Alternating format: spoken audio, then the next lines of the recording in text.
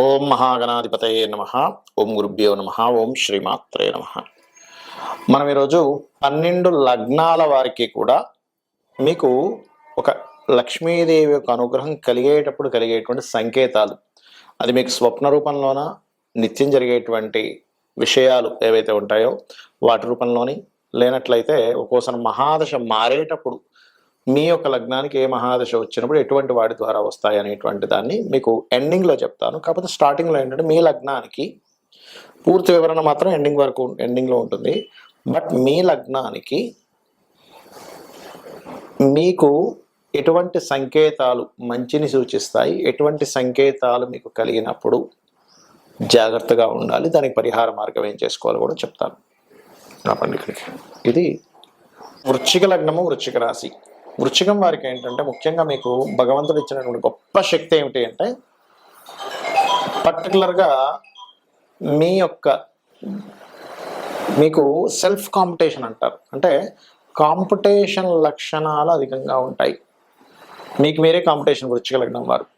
అయితే మీకు లగ్నానికి శుభులు పాపులు ఉంటారు. ఆ ఉండే గ్రహస్థితిని బట్టి మీకు లక్ష్మీ యోగం అనేది ఏర్పడుతుంది. మీ లగ్నానికి శుభులు ఎవరు అంటే కుజుడు, గురువు, కేతువు, రవి, చంద్రుడు కూడా శుభుడే అవుతాడు, కానీ బాధకుడు కూడా అవుతాడు. కాబట్టి ఏమిటి, ఈ మహాదశలు వచ్చేటప్పుడు మీకు కలిగే పొజిషన్ బాగుంది, మంచి ఫలితాలు వస్తాయి. అంటే అలాగా లగ్నాధిపతి మహాదశ నడుస్తుంది అనుకోండి, కుజదశ నడుస్తుంది. కాంపిటేటివ్గా అంటే కుజుడు బాగున్నాడు, కాంపిటేటివ్ మూలంగానే బాగా కలిసి వస్తాయి. కుజుడు పాడయ్యాడు, కాంపిటీషన్ మూలంగానే అనవసరంగా ఇబ్బంది పడతారు. అనవసరమైనటువంటి పోటీకి పోయి ఇబ్బంది పడడము అంటారు దాన్ని. అలా కాదండి, నాకు గురుమహదశ వచ్చింది, మంచి ధనయోగ దశ అంటున్నారు అంటే ఇక్కడ మీరు అర్థం చేసుకోవాల్సింది గురువు ధనాధిపతి, అందులో ఎటువంటి డౌట్ లేదు. పంచమాధిపతి, ఆలోచన కారకుడు. ఇక్కడ ఈ ధనం అనేటువంటిది ఎలా వస్తుంది మీకంటే మీరు చేసే ఆలోచన వల్ల వస్తుంది, డెసిషన్ వల్ల వస్తుంది, సంతానం వల్ల వస్తుంది, ఫ్రెండ్స్ వల్ల వస్తుంది, క్రియేటివిటీ వల్ల వస్తుంది, రాజకీయాల వల్ల వస్తుంది. కానీ ఈ గురువు ఎలా ఉన్నాడో దాన్ని బట్టి వస్తుంది, గుర్తుపెట్టుకోండి. ఇప్పుడు ఎలా అంటే ఒక క్లాస్ రూమ్లో 40 మంది స్టూడెంట్స్ ఉంటే టీచర్ ఒకే విషయాన్ని యాజ్ ఇట్ ఈస్గా చెప్తుంది, కానీ 40 మంది 40 రకాలుగా దాన్ని అర్థం చేసుకుంటారు. ఏమంటే అందరూ మనుషులే కదా అంటే ఈ వ్యక్తికి ఇలా అర్థమవుతుంది. అలాగే మహాదశ అందరికీ ఆదశే అయినప్పటికీ కూడా, ఆ లగ్నంలో పుట్టినప్పటికీ కూడా డిపెండ్ ఆన్ పొజిషన్. బాగున్నాడు, సంతానం కూడా మీకు ధనాన్ని సమకూర్చేలా చేస్తాడు. పాడయ్యాడు, ఆలోచన అంటే మీరు చేసే థింకింగ్ ప్యాటర్న్ సరిగ్గా లేకపోవడం వల్ల ధనం పోగొట్టుకుంటారు, గుర్తుపెట్టుకోండి. అంటే ఎక్కడో తప్పుడు ఆలోచన జరిగి నాకు ధనం పోతుంది అంటే వెంటనే మీరు దత్తాత్రేయుని ఆరాధించండి. ఎందుకంటే సహజంగా కూడా మీకు దత్తాత్రేయుని ఎక్కువ ఆరాధించాలి వృశ్చికం వారు.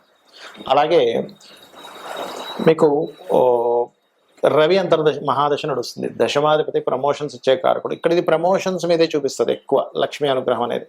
రవి బాగున్నాడు, ఇంక తిరుగులేదు. రాజకీయాల్లో కూడా రాణిస్తారు. ఎందుకంటే చాలామంది జన్మజాతకాలలో రవి పాజిటివ్గా అది మీకు యోగం ఇస్తుంది అంటే ఇంక తిరుగు ఉంటుందండి, గుర్తుపెట్టుకోండి. చంద్రుడు బాగున్నాడు, చంద్రమహాదశ వచ్చింది వృశ్చిక లగ్నానికి. ప్లేస్ ఆఫ్ చేంజ్ కావాలి అక్కడ. అంటే ఒకే ప్లేస్లో ఇక్కడే కూర్చుంటాను, ఇదే జాబ్లో ఉంటాను, నేను ఇక్కడైతేనే బాగుంటుంది అని అనుకుంటూ ఉంటే అది ముందుకు కదలదు. మరి చంద్రుడు పాడైతే మాత్రం మారకూడదు. మళ్ళీ చంద్రుడు పాడైతే మారితే ఇబ్బంది, చంద్రుడు పాడకుండా ఉండి బాగుంటే మారకపోతే ఇబ్బంది. ఇది మీరు అర్థం చేసుకోండి. అలాగే కేతువు ఆధ్యాత్మిక యోగాన్ని ఇవ్వడానికి బాగా తోడ్పడతాడు వీరికి. But depend on placement. ఎప్పుడైనా రాహు కేతువులు బికాస్ ఆఫ్ సాఫ్ట్వేర్కి ఛాయాగ్రహాలు కాబట్టి. ఇదే వృశ్చిక లగ్నానికి పాపగ్రహ మహాదశ నడిచేటప్పుడు కొంచెం జాగ్రత్తగా ఉండండి. ఎలాగా అంటే శని మహాదశ నడుస్తుంది అనగానే వెంటనే నెగిటివ్ వెళ్ళకూడదు. ఇదే శని బాగున్నాడు అనుకోండి, మీడియేటింగ్ ద్వారా కోట్ల రూపాయలు ఇస్తాడు. పాడేయాడు అనుకోండి, మధ్యవర్తిత్వం వెళ్ళడం ద్వారా ఏదైనా ఆస్తి వాహనం కొనడం ద్వారా ఇబ్బంది ఇస్తాడు, గుర్తుపెట్టుకోండి. ఇదే లగ్నానికి బుధుడు వ్యాపార కారకుడు కదండి.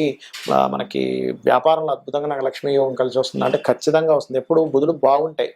ఇది మనం ఇన్డెప్త్గా ఇది బాగున్నదా బాగోలేదా అర్థం చేసుకోండి. బుధ మహాదశ వచ్చింది, వ్యాపారాల్లో నష్టాలు వస్తున్నాయి, విష్ణు సహస్రనామాలు చేయండి, విష్ణువుని పట్టుకోండి, బుధగ్రహం దగ్గర దీపారాధన చేయండి. అలా కాదు, శుక్ర మహాదశ వచ్చింది, శుక్రుడు బాగున్నాడు, ఉన్న ప్రదేశం కాకుండా మ్యారేజ్ అయ్యాక విదేశాలకు వెళ్ళడం ద్వారా మ్యారేజ్ ద్వారా కలిసి వస్తుంది. అదే శుక్రుడు పాడయ్యాడు, కొత్త పార్ట్నర్స్ ఎంటర్ అవ్వడం ద్వారా వాటికి ఇన్వెస్ట్మెంట్ చేయడం ద్వారా ఇబ్బంది వస్తూ ఉంటుంది. అంటే ఇక్కడ ఏంటంటే మనం ఎంతసేపు గ్రహము శుక్రుడు అనగానే అద్భుతం, శని అనగానే వేస్ట్ అని కాదు అక్కడ థాట్. ఆ దశ మీకు ఆ మహాదశాలాడు శుభుడా పాప ఆయన ఉన్న కండిషన్. బట్ అది కండిషన్ పాడైనా మీరు బాధపడాల్సిన పని లేదు, దానికి సంబంధించిన రెమెడీ చేసుకోండి. ఏ మహాదశ నడుస్తుందో ఆ మహాదశ కానీ అంతర్దశ కానీ మీకు యోగించట్లేదు అంటే సింపుల్గా వెళ్ళి ఆ మహాదశాలాడు దగ్గరికి వెళ్ళి మీరు చక్కగా దీపారాధన చేశారంటే 100% మీకు మంచి ఫలితాలు జరుగుతాయి.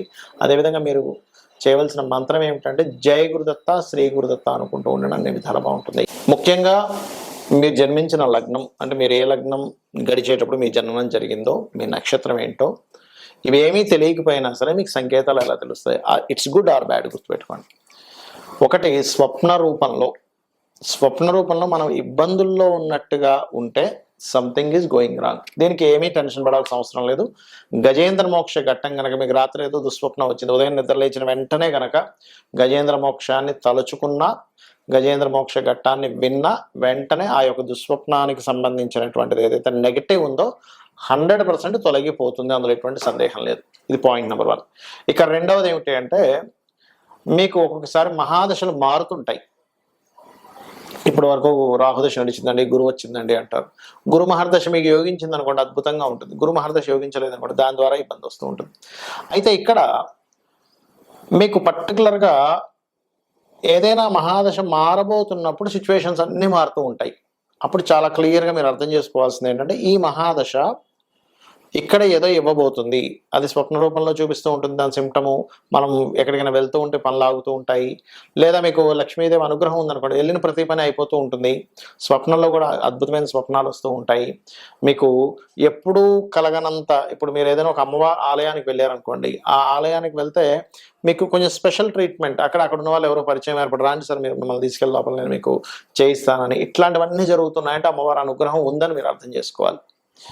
అలాగే ఒక్కొక్కసారి ఏం జరుగుతుందంటే, మన మహాదశతో సంబంధం లేకుండా మనం ఉన్నటువంటి గృహంలో ఏదైనా వాస్తు దోషం ఏర్పడుతుంది. అంటే అలాగా నైరుతి, చాలా మందికి ఇవాళ రేపు నైరుతి బాల్కనీస్ ఉంటున్నాయి, పెద్ద పెద్ద బాల్కనీస్ ఉంటున్నాయి. నైరుతిలో ఎప్పుడు కూడా స్పేస్ ఎలిమెంట్ అనేది ఎక్కువగా ఉండకూడదు.